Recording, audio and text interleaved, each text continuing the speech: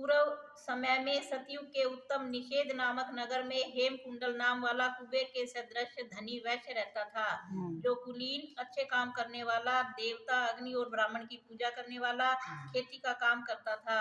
वह गो, घोड़े, भैंस आदि का पालन करता और दूध, दही, छाछ, गोबर, घास, गुड़, चीनी आदि अनेक वस्तु बेचा करता और उसने इस प्रकार बहुत सा धन इकट्ठा कर लिया था।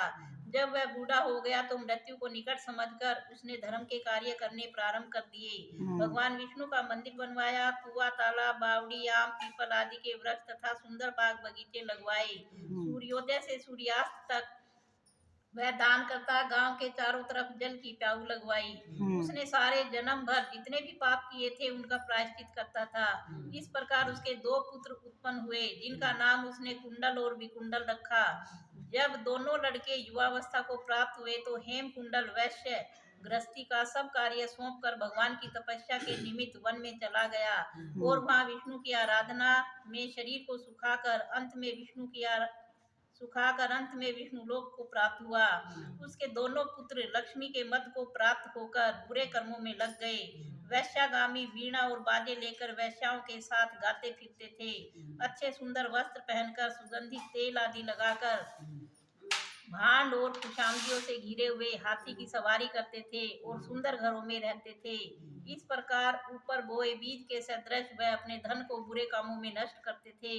कभी किसी सत्पात्र को दान आदि नहीं करते थे, न ही कभी हवन, देवता या ब्रह्मा जी की सेवा तथा भगवान विष्णु का पूजन करते थे। इस प्रकार थोड़े ही दिनों में उनका सब द्रव्य नष्ट हो गया और वह दरिद्रता को प्राप्त होकर अत्यंत दुखी हो गए। भाई, जन, सेवक, उपजीवी सब इनको छोड़कर चले गए।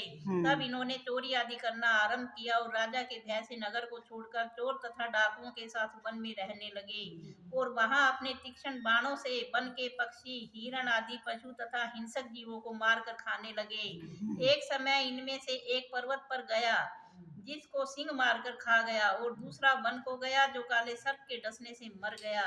तब यमराज के दूत उन दोनों को बांधकर यम के पास लाए और कहने लगे कि महाराज, इन दोनों पापियों के लिए क्या आज्ञा है। बोलो भोले बाबा की जय।